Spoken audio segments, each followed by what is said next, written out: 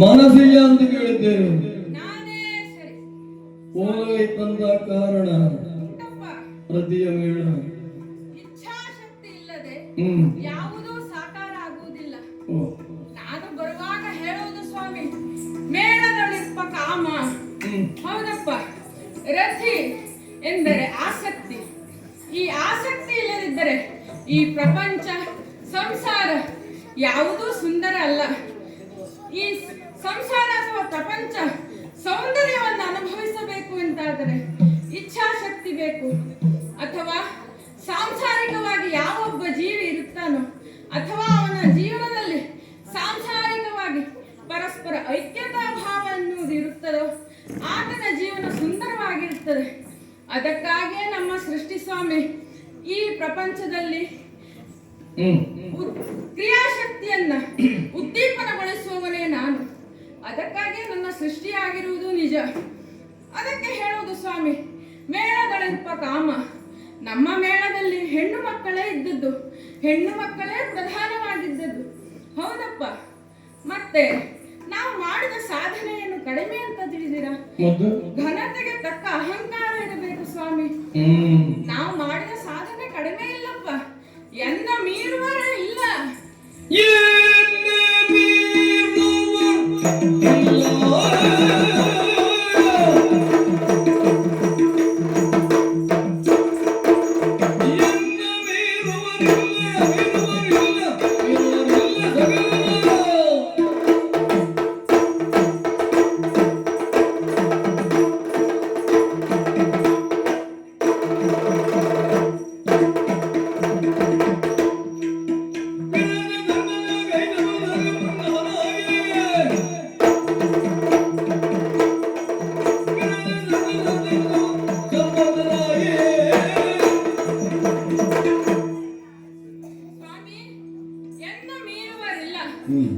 ಅಹಂಕಾರ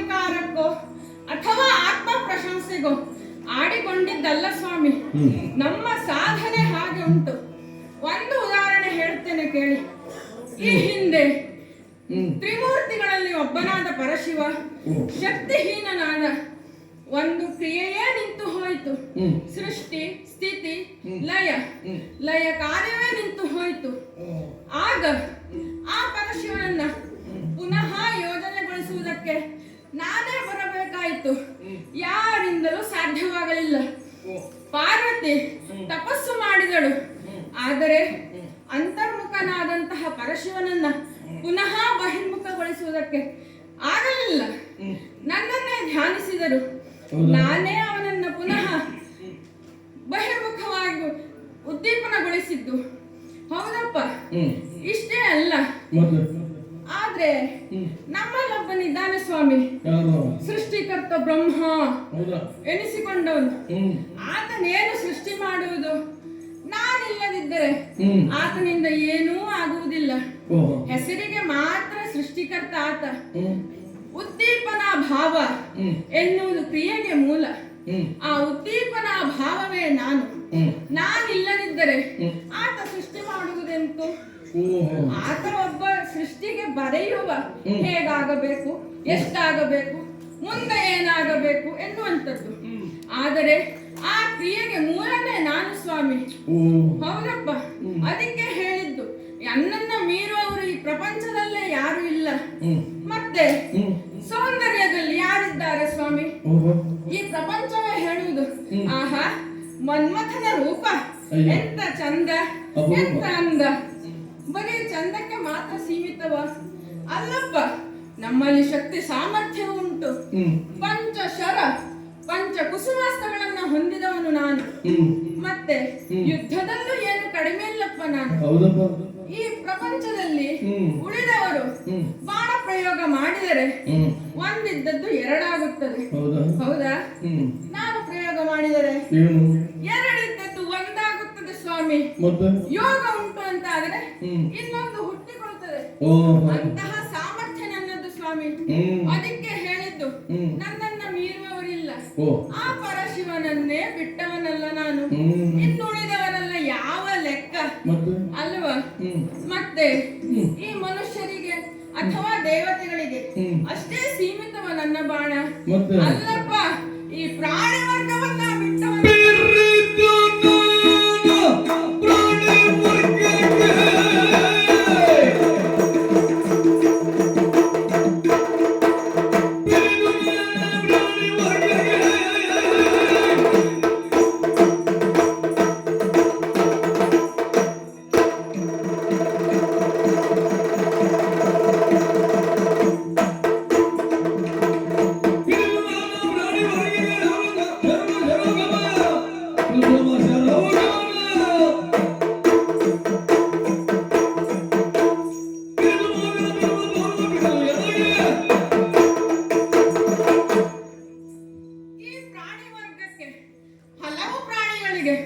ಬಾಣ ಪ್ರಯೋಗವನ್ನ ಮಾಡಿ ಭೋಗಾತುರವನ್ನ ಹೆಚ್ಚಿಸುವಂತಹ ಸಾಮರ್ಥ್ಯ ನನ್ನಲ್ಲಿದೆ ಸ್ವಾಮಿ.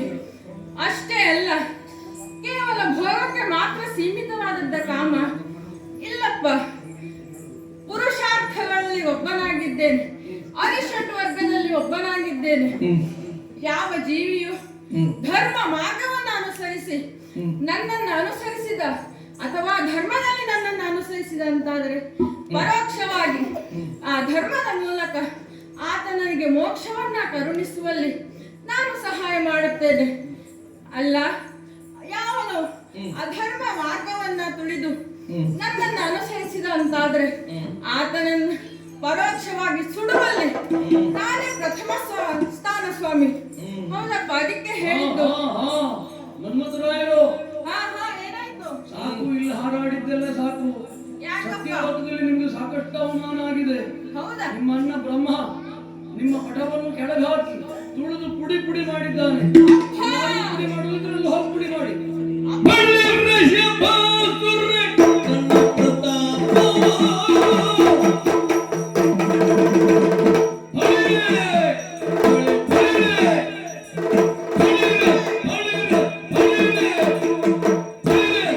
ಶಾಬಾಷ್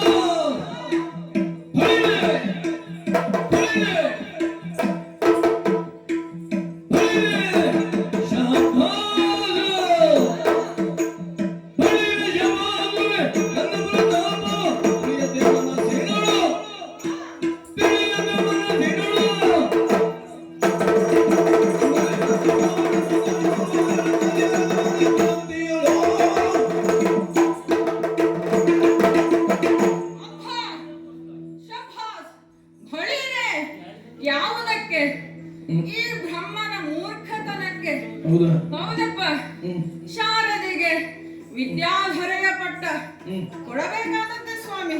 ಹ್ಮ್ ಅದಕ್ಕೆ ಹ್ಮ್. ಶ್ರೇಷ್ಠವಾದ ಸಭೆ ಹ್ಮ್. ಕರೆಯಬೇಕಾದದ್ದು. ಹ್ಮ್ ಆದರೆ ಗಣ್ಯಾತಿ ಗಣ್ಯರೆಲ್ಲ ಬಂದಿದ್ದಾರೆ, ನನ್ನನ್ನು ಮಾತ್ರ ಕರೆದಿಲ್ಲ. ನಾನು ಗಣ್ಯ ಅಲ್ಲ ಅಂತ ಭಾವಿಸಿದಿರಾ? ಇಲ್ಲಪ್ಪ. ಹೌದಾ? ಆತ ಕರೆದೇ ನಾನು ಗಣ್ಯ ಎನಿಸಿಕೊಳ್ಳಬೇಕಾದಂತಹ ಪರಿಸ್ಥಿತಿ ನನಗೆ ಬಂದಿಲ್ಲ. ಆದರೆ ಇಷ್ಟು ಮೂರ್ಖತನ ಎಸಗಿದನಲ್ಲ ಬ್ರಹ್ಮ. ಹಲವು ಗಣ್ಯರ ಮುಂದೆ ನನ್ನ ಪಟವನ್ನ ಪುಡಿಗೈದು ನನಗೆ ಅವಮಾನ ಮಾಡಲೆಂದೆ ಈ ರೀತಿಯಾಗಿ ಮಾಡಿದ್ದಾನೆ. ಹೌದಪ್ಪ. ಹಾಗಾದರೆ ಇಷ್ಟೆಲ್ಲ ಮಾಡಲಿಕ್ಕೆ ಒಂದು ಕಾರಣ ಅಂತ ಬೇಕಲ್ಲ? ಏನು? ಹಾ,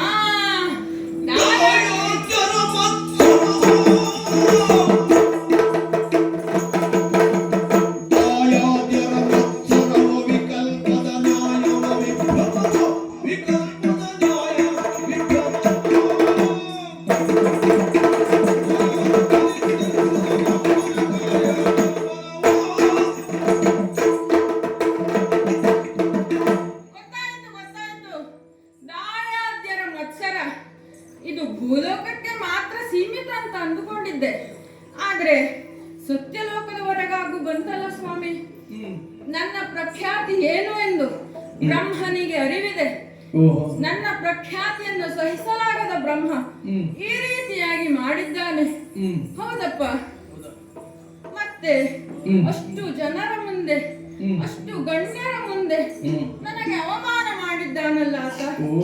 ಆತನಿಗೆ ಒಂದು ತಕ್ಕ ಶಾಸ್ತಿಯನ್ನ ಮಾಡಬೇಕು. ಏನು ಮಾಡುವ? ಏನು ಮಾಡುವುದೇನು? ಛೇ, ಇಲ್ಲೇ ನಿಂತು ಯೋಚಿಸುತ್ತಿದ್ದರೆ ಪ್ರಯೋಜನ ಆಗುವುದಿಲ್ಲ. ಹೇಗೋ ಸಭೆ ಸೇರಿಸಿದ್ದಾನೆ, ಗಣ್ಯಾತಿ ಗಣ್ಯರೆಲ್ಲ ಬಂದಿದ್ದಾರಲ್ಲ, ನಾನು ಹೋಗುತ್ತೇನೆ. ಆದರೆ ನಾನು ಹೋಗಿರುವುದು ಅಥವಾ ನನ್ನ ಕಾರ್ಯಲ್ಲಿ ನಡೆದಿರುವುದು ಯಾರಿಗೂ ಗೊತ್ತಾಗಬಾರದು. ಆ ರೀತಿಯಲ್ಲಿ ಹೋಗಿ ಆತ ಏನು ಮಾಡಿದ್ದಾನೆ ಎನ್ನುವುದನ್ನು ನೋಡಿ ಆತನಿಗೆ ಪುನಃ ನಾನೇನು ಮಾಡಬಹುದು ಎನ್ನುವುದನ್ನು ಸರಿಯಾಗಿ ಮಾಡಿ ಬರುತ್ತೇನೆ.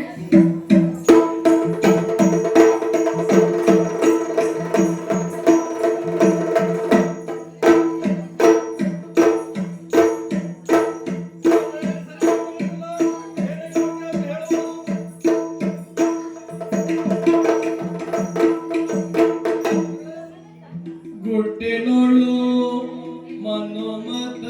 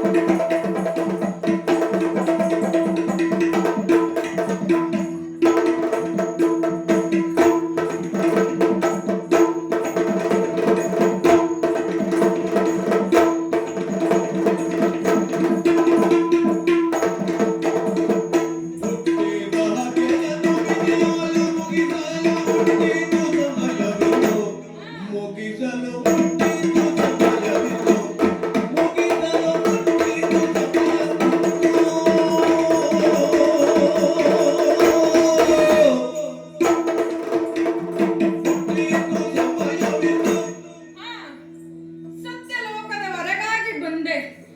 ನಾನು ಬಂದಿರುವುದು ಇಲ್ಲಿ ಯಾರಿಗಾದರೂ ತಿಳಿಯುತ್ತಾ ಸ್ವಾಮಿ? ಇಲ್ಲಪ್ಪ, ತಿಳಿಯುವುದಕ್ಕೆ ಸಾಧ್ಯವೇ ಇಲ್ಲ. ಅದಕ್ಕೆ ನನ್ನನ್ನು ಅನಂಗ ಎಂದು ಕರೆಯುವುದು. ನಾನು ಬಂದಿರುವುದು ಅಥವಾ ಹೋಗಿರುವುದು ಯಾರಿಗೂ ತಿಳಿಯುವುದಿಲ್ಲ ಸ್ವಾಮಿ. ನಾನು ಬಂದ ಮೇಲೆ, ನನ್ನ ಕಾರ್ಯ ಶುರುವಾದ ಮೇಲೆ ಆವಾಗ ತಿಳಿಯುವುದು. ಓಹೋ, ಮನ್ಮಥರಾಯರ ಆಗಮನವಾಗಿದೆ ಎನ್ನುವ ಹಾಗೆ. ಹಾ, ನೋಡೋಣ, ಸಭೆಯನ್ನು ಒಮ್ಮೆ ನೋಡೋಣ.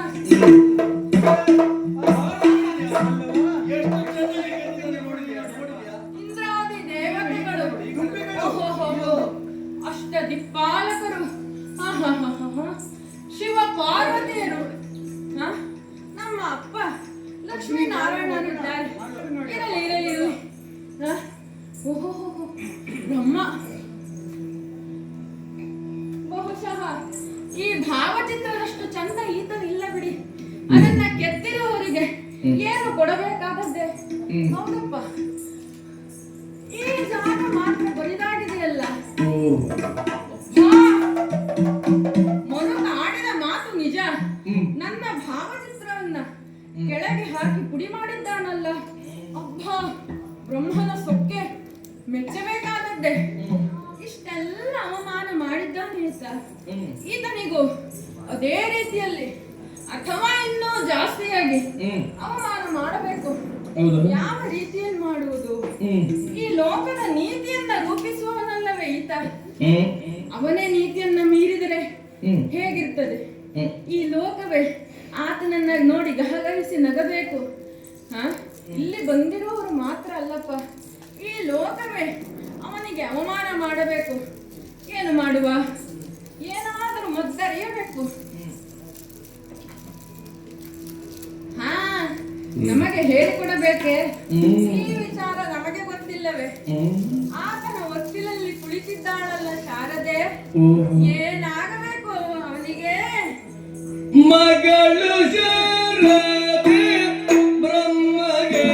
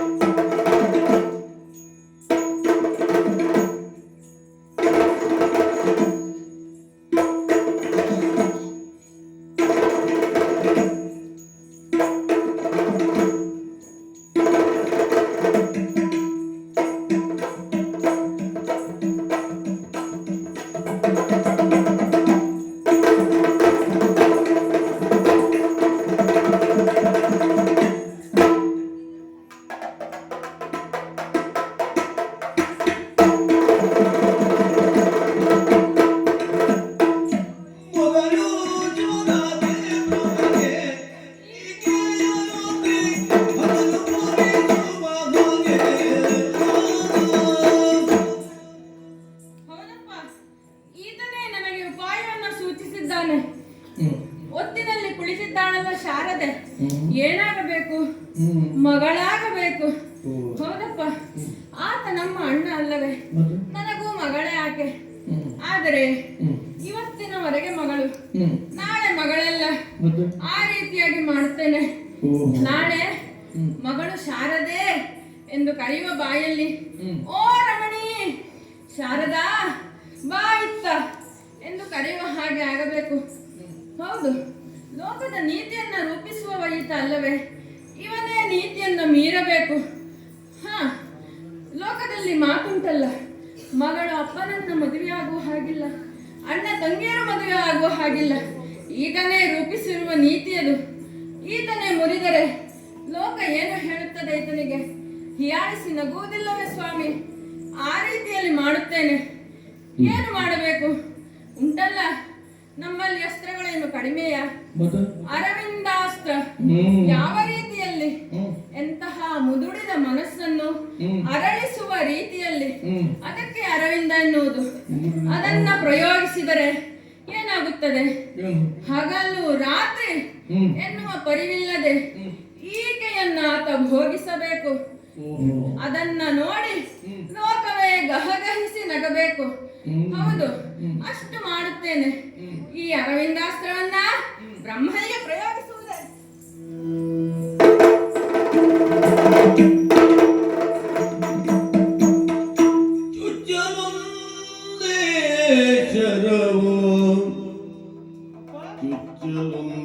ಶರವು ನಿಧಿ ಮನವು ಜನಾಗುತ್ತ ವಿಧಿ ಮನವು ಜನಾಗುತ್ತ ವಿರಗದಲ್ಲಿ ಭ್ರಮೆ ಮುಚ್ಚಲಾಕ್ಷಣ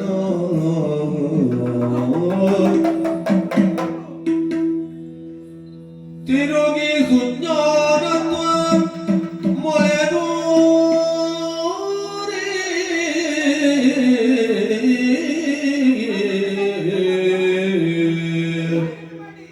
ಸ್ವಚ್ಛನಾಗಿರೆ ಮೊದಲಿನಂದದೆ ಸ್ವಚ್ಛನಾಗಿರೆ ಮೊದಲಿನಂದದೆ ಉಚ್ಚರಿಸಿ ಉಚ್ಚರೂಪದಿ ಶಾರದೆಯೋ ಕಂಡುಚ್ಚರಿಸಿ ಪರಿಹಾಸ್ಯ ಮಾಡುತ್ತ ಎಂದಳೋ ಚುಚ್ಚಲಂಬೇಶ್ವರವು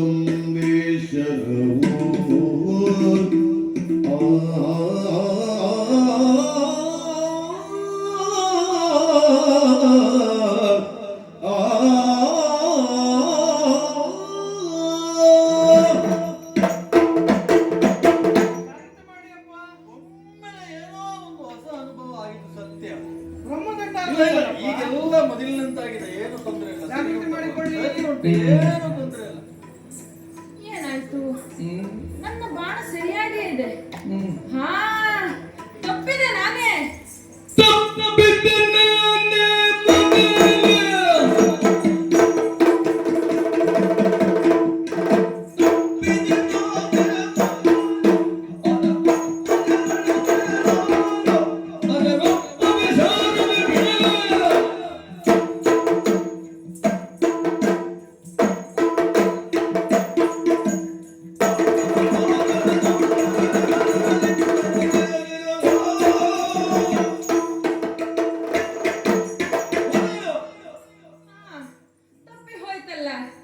ಯಾಕೆ ತಪ್ಪಿತು?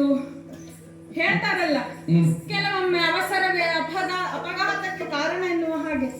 ನಾನು ಸ್ವಲ್ಪ ಅವಸರಿಸಿದೆನ, ತೊಂದರೆ ಇಲ್ಲ ಬಿಡಿ, ಸರಿ ಮಾಡಿಕೊಳ್ಳುವ ಅದನ್ನ. ಹಾಗಾದ್ರೆ ಏನಾಯ್ತು? ನನ್ನ ಶರಪ್ರಯೋಗ ಸರಿಯಾಗಿ ಆಗಿದೆ. ಬ್ರಹ್ಮ ದಂಡ ಎನ್ನುವುದು ಕೆಳಗೆ ಬಿತ್ತಲ್ಲ ಸ್ವಾಮಿ, ಇದರಲ್ಲಿ ಅರ್ಥವಿಸಿಕೊಳ್ಳಬೇಕು. ಪ್ರಯೋಗ ಸರಿಯಾಗಿ ಆಗಿದೆ. ಆದರೆ ತಡೆದಳಲ್ಲ ಈಕೆ. ಕ್ರಿಯೆ ಎನ್ನುವುದು ಬಂತು, ಪ್ರತಿಕ್ರಿಯೆ ಎನ್ನುವುದು ಬರಲಿಲ್ಲ. ಆ ಪ್ರತಿಕ್ರಿಯೆಯನ್ನ ಭರಿಸೋಣ. ಹೇಗೆ? ಇನ್ನೂ ಉಂಟಲ್ಲ 4 ಶರಗಳು. ಅಶೋಕ, ಚೂತ, ನವಮಲ್ಲಿಕ, ನೀಲೋತ್ಪಲ. ಅಶೋಕ ಶೋಕವೇ ಬರದೇ ಇರುವ ರೀತಿಯಲ್ಲಿ. ಚೂತ ಹೊಸ ಚಿಗುರು ಹೇಗೆ ಸುಂದರವಾಗಿ ಗೋಚರಿಸುತ್ತದೋ ಅದೇ ರೀತಿಯಲ್ಲಿ ಮತ್ತೆ ಮತ್ತೆ ಬೇಕು ಎನಿಸುವ ಹಾಗೆ. ಮತ್ತೆ ನೀಲೋತ್ಪಲ, ನವಮಲ್ಲಿಕ. ನವಮಲ್ಲಿಕ ಹೇಗೆ? ಮಲ್ಲಿಗೆಯ ಸುಗಂಧ ಹೇಗೆ ಹೊರಹೊಮ್ಮುತ್ತದೆ ಸ್ವಾಮಿ, ಅದೇ ರೀತಿಯಲ್ಲಿ ಸ್ವೇದಗಳು ಉಂಟಾದಾಗ ಅದರ ನಿವಾರಣೆಗೆ ಹೊಸ ಕಂಪು ಪಸರಿಸುವ ನವಮಲ್ಲಿಕ, ಇನ್ನು ನೀಲೋತ್ಪಲ, ಆಗ ತಾನೇ ಸೂರ್ಯನ ಕಿರಣಕ್ಕೆ ಈ ಕೊಳದಲ್ಲಿ ಅರಳಿ ನಿಂತ ನೀಲ ಕಮಲ ಎಷ್ಟು ಚಂದವೋ ಅದೇ ರೀತಿಯಲ್ಲಿ ಮನಸ್ಸಿಗೆ ಮತ್ತೆ ಮತ್ತೆ ಬೇಕು ಎನಿಸುವ ರೀತಿಯಲ್ಲಿ ಈ 4 ಶರ ಇದ್ದಾಗ ಮತ್ತೆ ಯಾಕೆ ಈ 4 ಇಬ್ಬರಿಗೂ ಎರಡೆರಡು ಪ್ರಯೋಗಿಸುತ್ತೇನೆ.